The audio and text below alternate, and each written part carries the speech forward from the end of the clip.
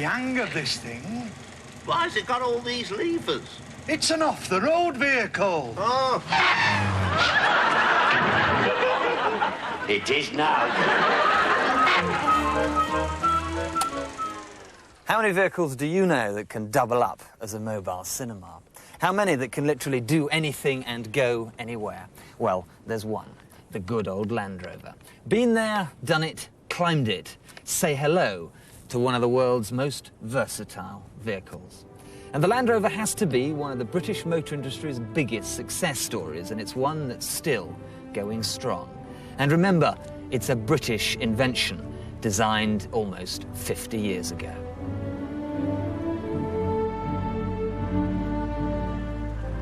It's one of those vehicles that people are proud to be seen in. It's very British. You sort of feel, I can plough through anything in this. It's a beautiful vehicle. I think most military vehicles have a kind of beauty to them, which is a great irony, since they do things which are so ghastly.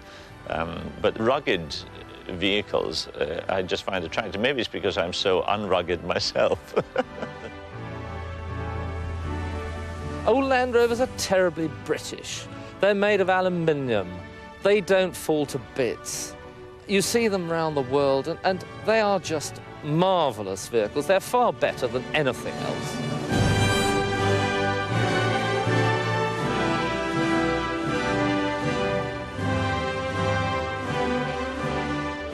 And once you've ridden in one, it's an unforgettable experience. My first recollection was Uncle Bert taking me and his daughter Amanda to school every morning in his... And that was a very old Land Rover. And I don't know why, but it always seemed far more exciting sitting sideways, bouncing up and down like that, going to school, than it ever would sitting in a normal saloon car. And I think as well, the recollection that I have of that, apart from bouncing up and down, is the smell. There's a smell about a Land Rover which is unique. I started with my first Land Rover when I was 13. Father said, here's your car, you're going to learn to drive in.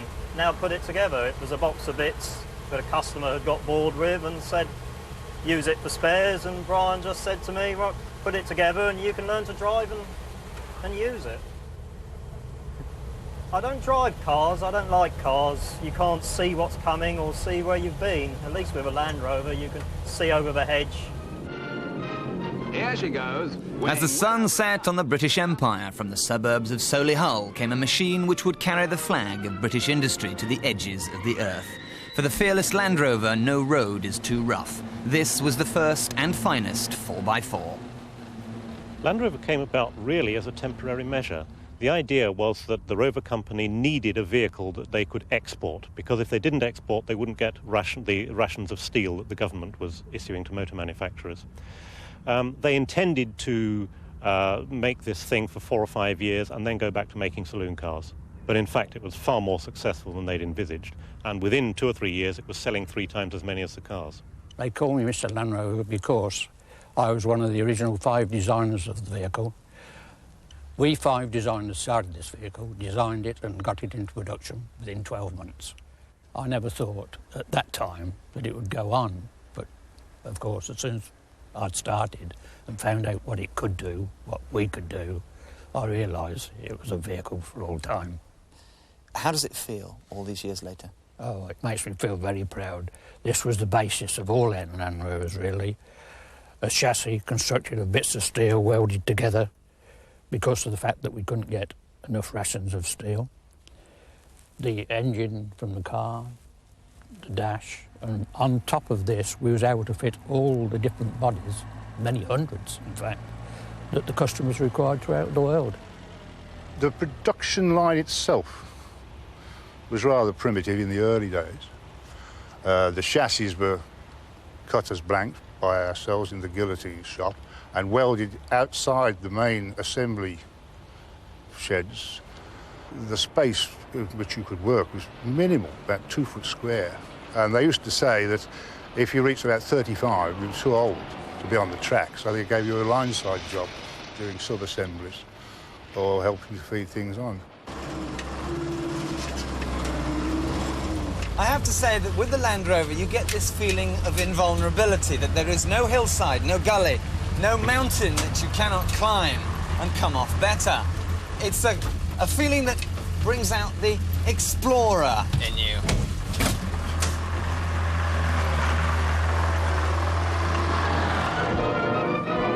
The Oxford and Cambridge Far Eastern Expedition set up a new record.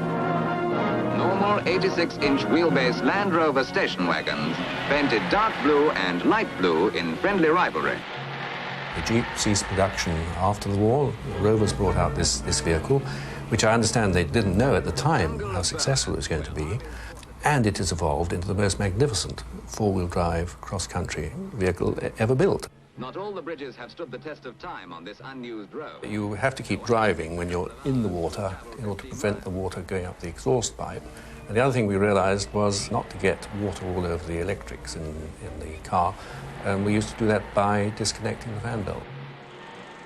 We met a tea planter who said, do come and stay the night with us, which we were extremely glad of the invitation. And he said, oh, just follow me. The road's a bit tricky, but I expect you to manage. And we said, oh, yes, we're expert at that sort of thing. It'll be a doddle.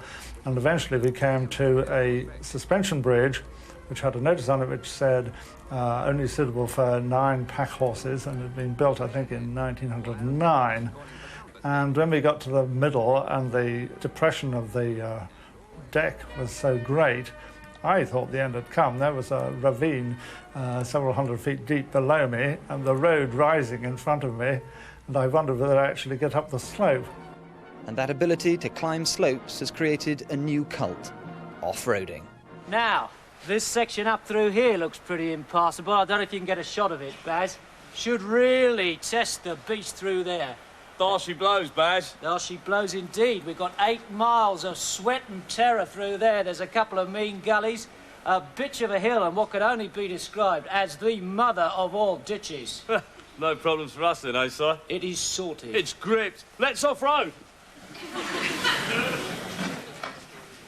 Baz, stand back, you pillock. We'll flatten you.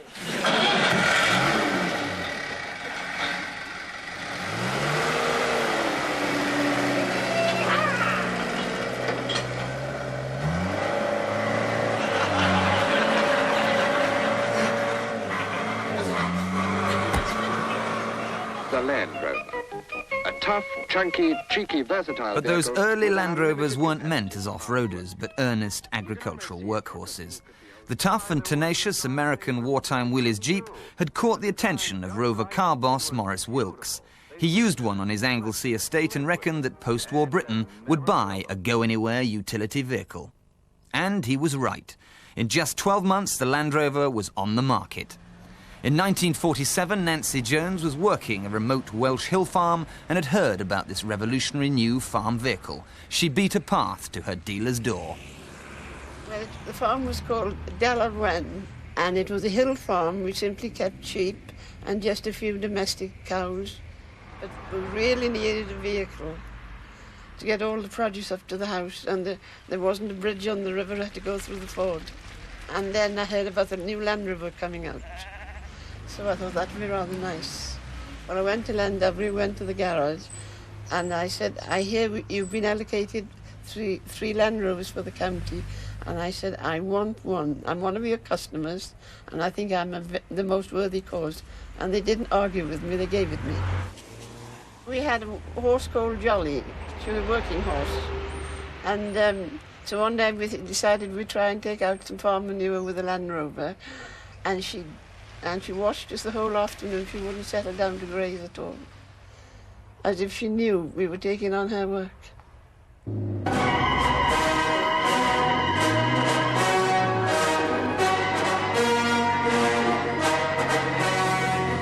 But the Land Rover had yet another string to its bow. Before long, the world's military had become the biggest customers.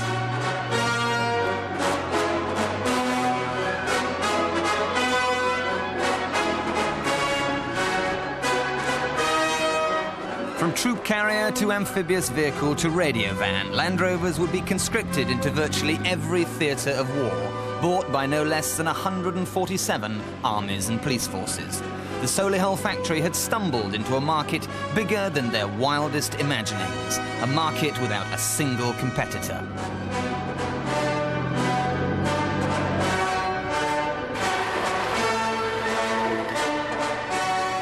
And the Land Rover's national service helped its civilian development. Tested to destruction, made bigger, better, stronger, and even more versatile. The Rover company were obliged to make bigger vehicles to carry larger payloads. They were obliged to provide a diesel engine as an alternative to the petrol engine, and in due course more powerful engines. All these factors, I think, were brought about by market forces. It was the customers demanding change, and Land Rover responded to that. But some things never changed. That famous boxy shape was far too good to muck about with. Change didn't happen very often, and when it did, it seemed to take a lot of people by surprise that they've got to do something about it. In the styling department, we did a comprehensive exercise on a vehicle that got itself named as 111, and it didn't really get any further than reasonably large-scale drawings and proposals, for the very simple reason that there was no real call for a new Land Rover. They're quite happy with the one they were producing. It wasn't as though we were sort of getting very dated. It was still selling very, very well, and that's a hard nut to crack if you want to propose something new.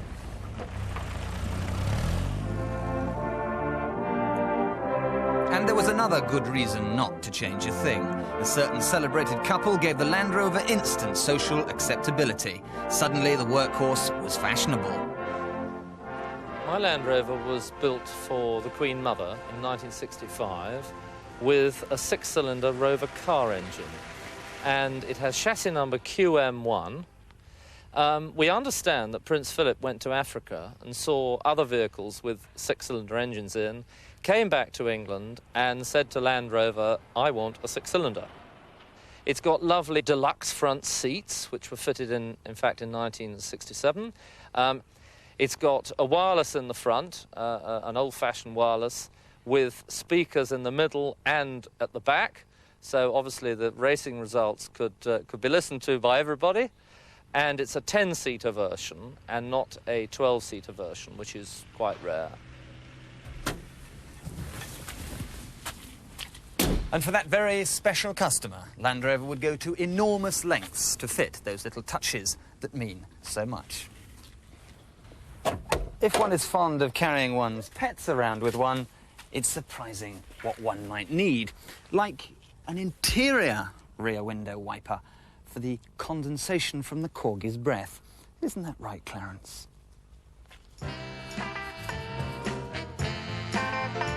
From monarchs to mudpluggers, there seemed no limit to the creativity of those clever people at Solihull. And if you're looking for the weirdest and wackiest incarnations, pay a visit to the Bashall family and the Dunsfold Land Rover Trust. Deep in leafy Surrey, Brian and his son Philip have spent a large chunk of their lives preserving some of the more unusual bits of the Land Rover story.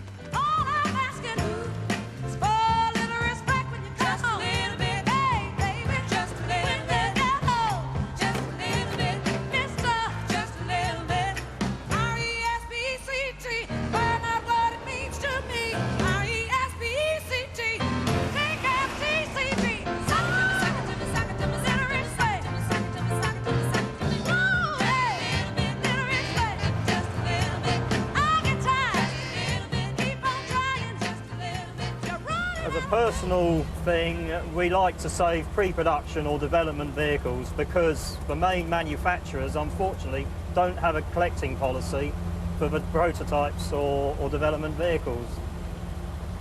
They tend to collect the first or the last of every production run, which is great, fine, but nobody seems to collect the in-between models, which is where we like to step in.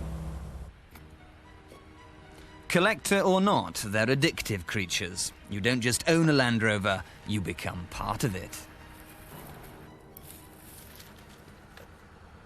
I don't like to see a nice vehicle rot, and I am watching it rot.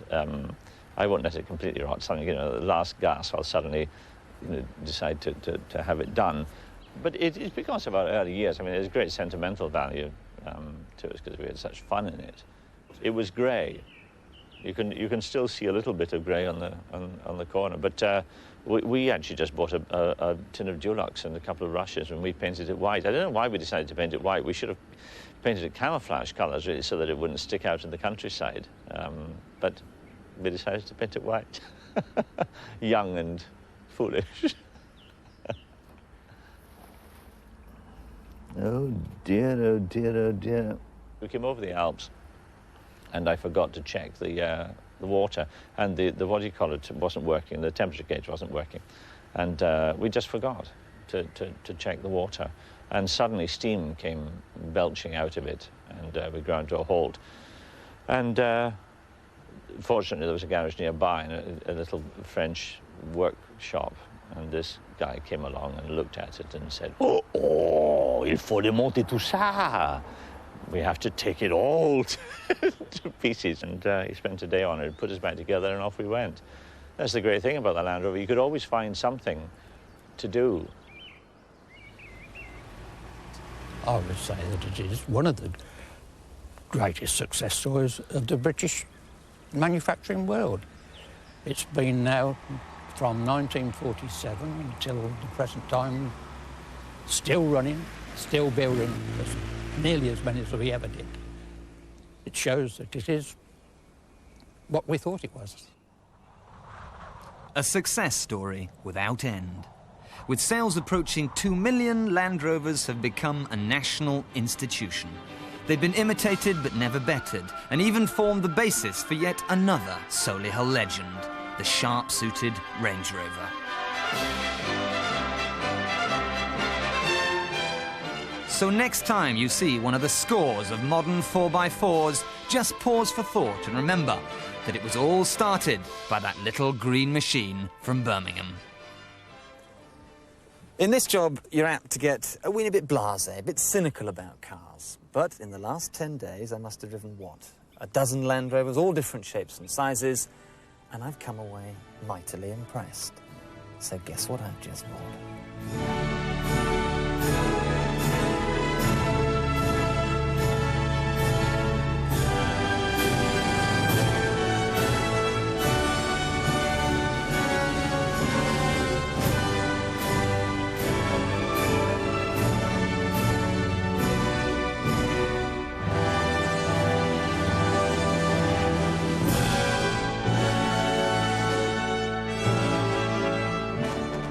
Stars on Wheels next week at the same time.